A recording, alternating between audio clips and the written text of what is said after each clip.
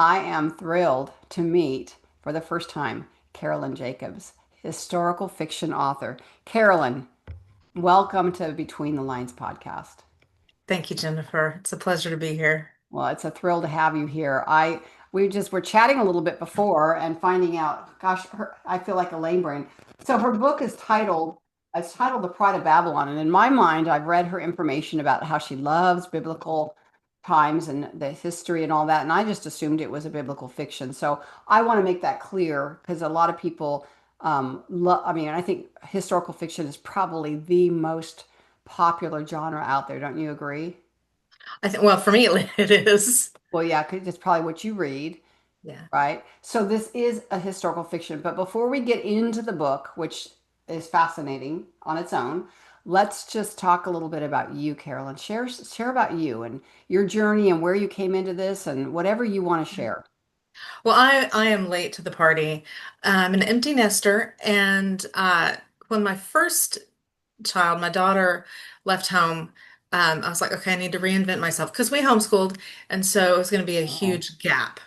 So I started doing ESL to immigrants at that time. Then when my son left home, we took him to college. I was on the plane coming home. And I just went, what next? Because I hadn't really thought too much ahead of time for him. And the thought just came, you're going to write a book. And I went, oh, okay. well, growing up, did you ever think about like I was 12 when I knew when I was 12 I wanted to be a writer. Did you have that inkling growing up at all, or is that it just came to you No. at that time, like boom? Yeah, so I used to daydream a lot and it was kind of like it was to escape. And when I became a believer, I set that aside. I was like, this is not godly. It's taking me away from focusing on what I should be focusing on. So I just absolutely put away I whenever I had a creative writing assignment, I was like, no, because it just felt so personal. But I was a history major and a French major, and so very used to academic writing. But it was funny. This is kind of jumping ahead, but so I went to my first writers conference just 3 months after I started writing. Didn't know what I was doing. And again, history major. So I went to a 15-minute appointment with an author, and I had read, if you aren't ready to pitch, if you really don't know what you're doing, that was me. Just go and take some pages and say, read until you're ready to stop and tell me what I need to do. So he takes the pages. I'm staring at his face, Waiting about to half see a what page he's down. thinking. What is he Yeah, thinking? exactly. So he was so sweet. And he looks up and he says, in fiction, we don't use semicolons. There you Who go. knew? Or But I exclamation was, points, really. We try not to use exclamation points. oh, yes, yes. A couple of Asians I've heard say, you can use like one exclamation point in 100,000 words. Yep. So it's been a journey. And I Yeah. got a writing group shortly after that conference, and they deserve medals for what I put them through because it was terrible. Well, and just as an aside, I have two really great writer critique group partners that I have, and they do use an occasional semicolon, and I have been known to slip one in, so it's not like a big no-no, but it's not the norm. So it's like learning how to write differently because, you know, uh, fiction writing and nonfiction writing are night and day different, right? Absolutely. I mean, now you have to, don't tell us, now show us, right? Where before you're Yeah. telling information, now you have to show it in so many ways that I think are challenging when you've never had to do it before. Yeah. Yeah. And that same author told me about the Writer's Digest University or Writer's Digest books. And I just became a student of writing craft at that point. Good for you. That's important. I think Yeah. so many people don't learn the craft and they jump in there, especially we were talking about indie versus um, published or oh my gosh, my brain just went hijack.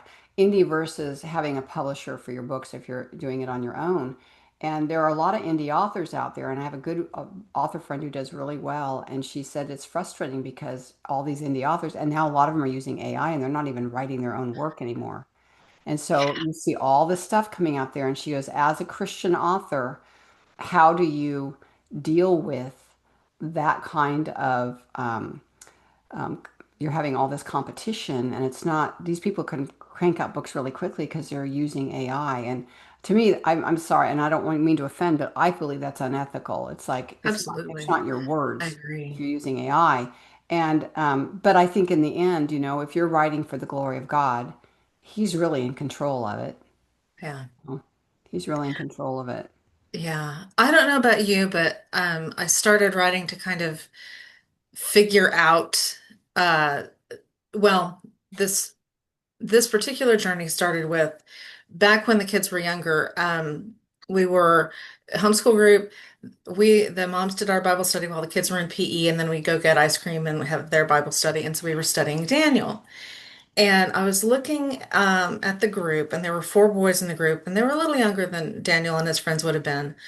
But I was looking at them and thinking, what would it have been like to be Daniel's mother standing at the wall of Jerusalem, watching my child Mm, being taken by this savage army and wondering if I'm ever going to see him again. And I realized that I'd always seen that as a tragedy and as like, well, it couldn't be helped. And it's a shame God couldn't have done it differently.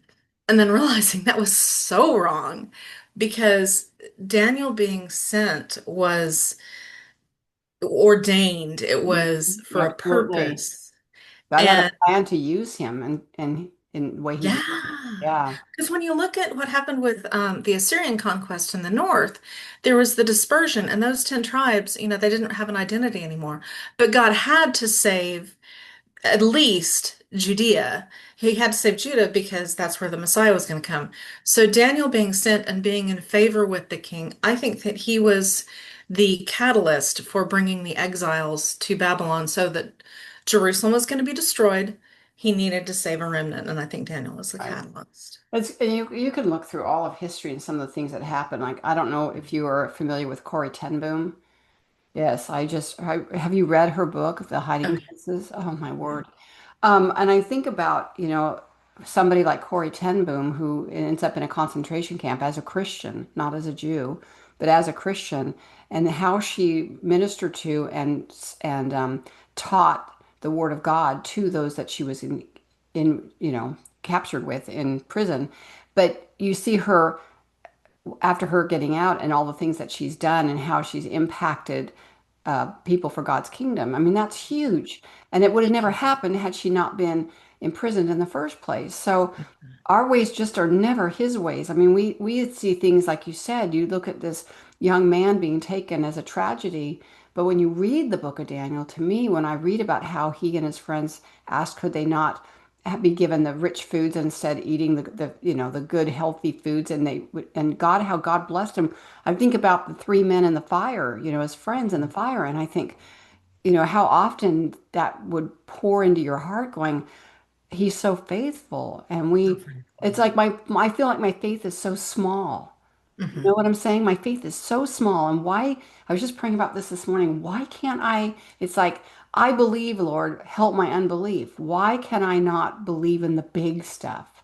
hmm And like Daniel did, and like his friends did. God, if he doesn't save me, that's fine, but we're not going to bow to you. And then they're saved and not him. Daniel with the lions. It just the stories are incredible and they're inspiring. And if Daniel had never been taken, that impact would have never had been in the book of the Word of God and how that affects us as believers hmm when we Yeah. need to have that faith. It makes me almost choke up to think about it. Well, yeah, and I think in my own life had I not gone through certain trials, my faith wouldn't be where it is today. And Amen. there are touch points that I can look at and go, I haven't worried about that since this happened. Or yeah, Yeah. Well, I mean, God uses it all, right? he Even the does. tragedies. I mean, it's the where I am today is not where my daughter just said something to me the other day. My daughter is going to turn 40. Oh my gosh, in November. And I was not a child mom by any means. So it kind of blows my mind that I could be that old. But she said, "Gosh, Mom, you're like so much better now than you used to be." And I looked at my husband. I'm like, "That is a backhanded compliment if I have ever heard. What is that supposed to mean?" But as you grow in your faith and the anxieties and the things that you carry with you, and she was not, I was not a Christian raising my kids. I was in the Catholic Church and I was not walking the Christian life. So, so I was raised Catholic too. were you? Yeah. Yeah. Yeah. What do they call that? A recovered Catholic? I don't know what the word is. Yes, but we don't learn to depend on God. We learn to, depend on the priest or whatever. We could go into that their whole theology, but it changes you when you really take in the Holy Spirit and you surrender your life really and understand that Jesus, what he did for us, it changes you. It can't help but change you. So Absolutely. that was a good thing she said that, but I'm looking back going, was I a horrible mother or what? She's like, no, you're Oh, fine. You were just so stressed out all the time, and I never see you stressed anymore. And it's like, yeah, well, yeah. That's cool. yeah, but it's kind of like, wow, it does make you think back and go, well, if I could do things over again, how would I have done them? But again, God's timing, right? Yeah, He calls us when he calls us. he does. Yeah. And there's grace when you Right. fail. Yes, there is. So let's talk about your book, Carolyn. I'm excited about this. The Pride of Babylon. Again, it's historical fiction because I read The Pride of Babylon and boom, I was right into biblical fiction. Not that there's not a reader base for biblical fiction, but I don't want people to think that your book is biblical fiction when they're really looking for historical fiction and they pass it by, if Yeah. you know what I mean. So talk about your book. Tell us how you came to be with this book and where it came from, how you were inspired by it. Yeah, well, I was trying to write biblical fiction, but the problem, I think the biggest problem, other than the fact that at the time, publishers weren't picking up, they had their one author and they weren't going to do another. But most biblical fiction is about tangential characters, and I really wanted to write Daniel's story. And so that was just too close to the actual story to speculate about. Right. So I'm telling Daniel's story through the protagonist's imagination.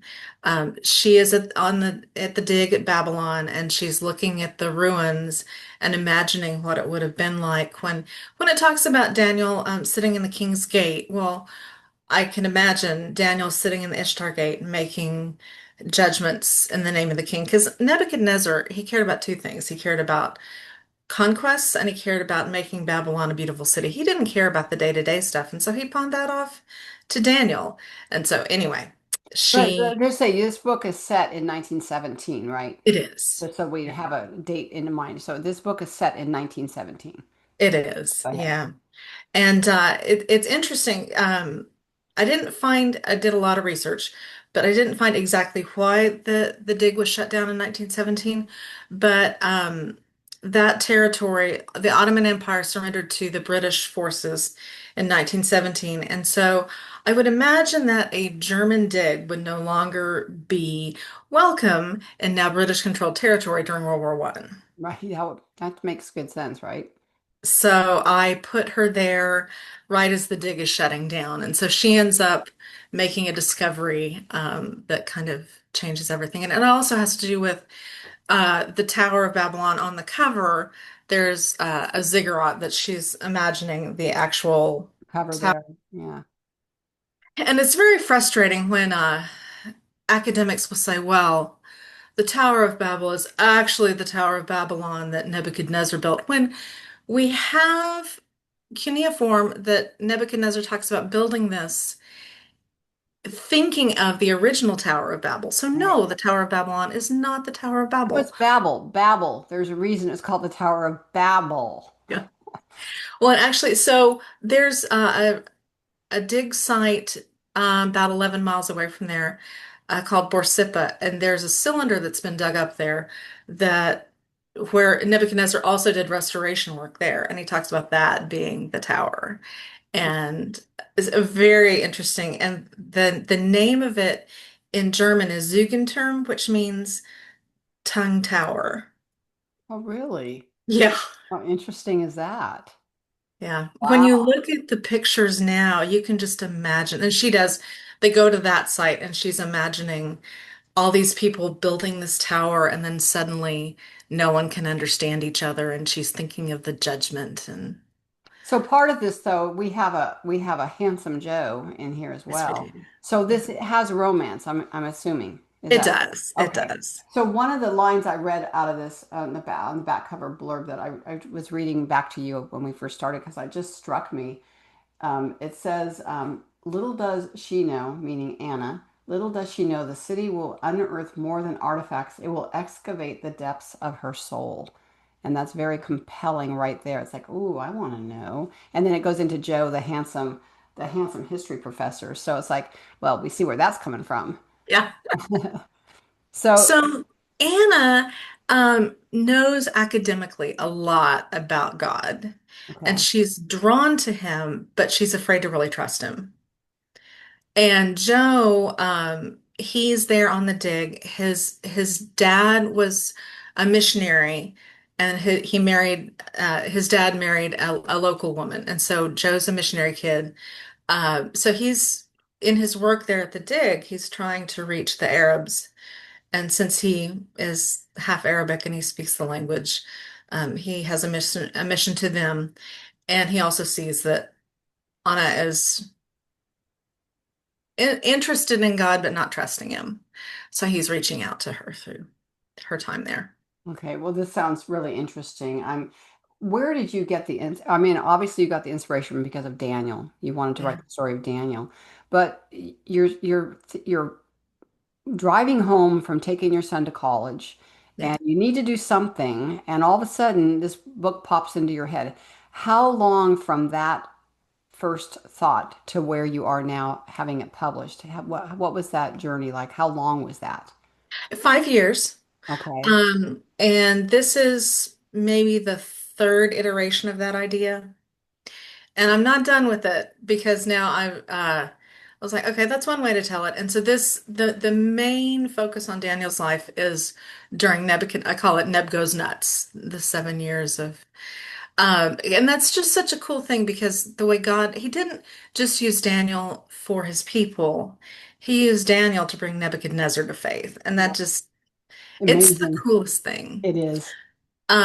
So yes, I've told Daniel 4 now in this way, but there's so much more to tell. So now I'm working on, at the moment, I'm writing an allegory, a fantasy allegory, starting with Josiah's reign, Hmm. when just imagining what it would have been like to not have the book of the law, whether that's just Deuteronomy or whether it's the entire Torah, and then finding that and realizing judgment's coming and Well, what about the age of him when he started too? When absolutely. I teach my little Sunday school kids, I teach the 4 and 5 year olds. Once they get to first grade, they go to the other class. But I'm trying to explain to them, okay, here's this king. He's like 3 years older than you guys. Can you imagine being king?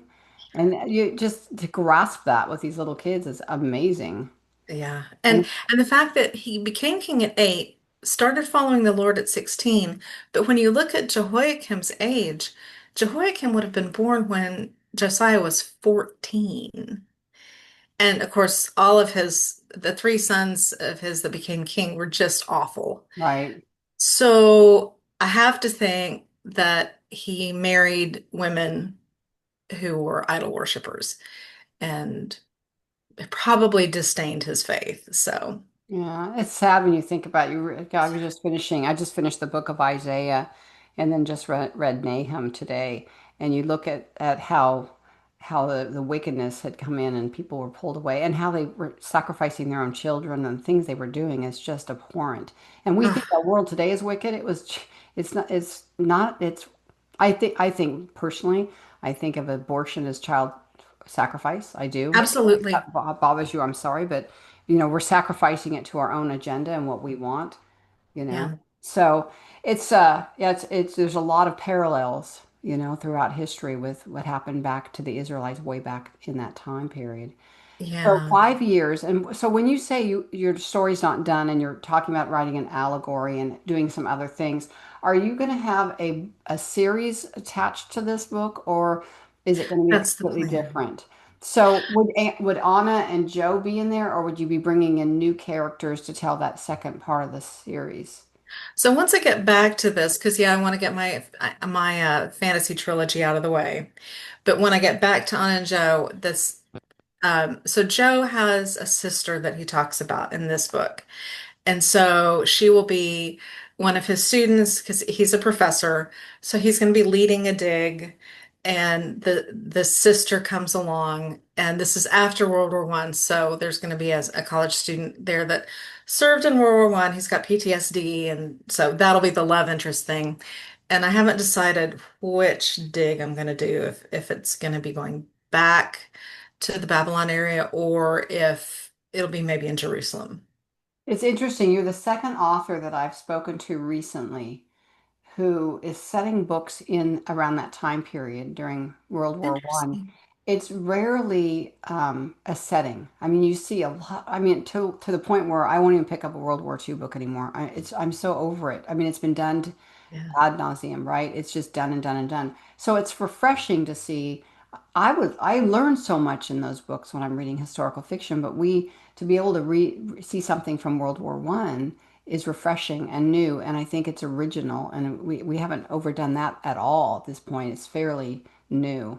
So I'm glad you're setting this, and I mean, I know it's not about World War One, but even the setting, bringing people to that time and the emotions and the things that were happening and the war that was happening and how it affected our American, um, ancestors, I think is critical to learn more about our history. Yeah, one little interesting tidbit I found when I was researching this, the term basket case, it comes from World War One, where Really? yeah, where guys were so, I mean, it's crude, but guys came home so in pieces that they were called basket cases because they're brought home in a basket. Wow. I don't use that term anymore because it's just heartbreaking. Right, it is. When you think about it, we don't know. We say so many things and we don't know where they originated. It is interesting. All the Yeah, idioms and the words that we come up with. Yeah, when you learn the history of them, it changes things a little bit. yeah. Well, I'm excited. So you have your next book coming up, and your kids are doing well. You have kids off to college now, and Actually, they both got married my daughter got married in April and my son got married in June. So congratulations. busy few months. Thank Yes, you. I bet. I mean, how do you find time to write with that? So, well, good for you. So, gosh, it's been nice, Carolyn, getting to know you a little bit, and we look forward to your next book coming out. And I just wish you the best in everything that you do. And I'm so glad that we were able to have this chat. Thank you so much. Is there anything you have to leave with a reader or an aspiring writer before we stop the recording? Is there anything that you can share that maybe what might help somebody else who's thought about writing and hasn't plunged into that yet? Well, for aspiring writers, two things. I would say don't get so caught up in it that it actually takes you away from your original. For me, just learning more about God and then writing it, it's easy to get caught up in it and then turn around and go, wait, God, sorry, hang on, let me get back to you. And then I also hear that. critique groups. Yeah. Do not write alone. Well, and you have to have a thick skin. If you're not willing to be teachable, you have to have a thick skin. And the Yeah. thing going back to just we talked about AI, and one of the things I was thinking about is when I saw pseudo write, and I thought, oh, it could help because I feel like I'm terrible with plotting. It could just help me plot. And I even considered, what if I used it just for that? It wouldn't be writing, right? And I got this such a strong sense immediately. So you would replace artificial intelligence for the one true God. You would rather write with an artificial intelligent mindset than to write in conjunction with the Holy Spirit. And that was Yeah, like so convicting. It's like, whoa. that's really cool. I mean, are we really going to replace God with AI? Seriously? Ah, So, yeah. So just leave that little tidbit to those of you who are really wanting to if you have a relationship with God and He put the story on your heart, He's going to see it through. You don't have to take shortcuts. There is something to be said for the journey, as hard as it is. My first book that I wrote, I rewrote it 3 times.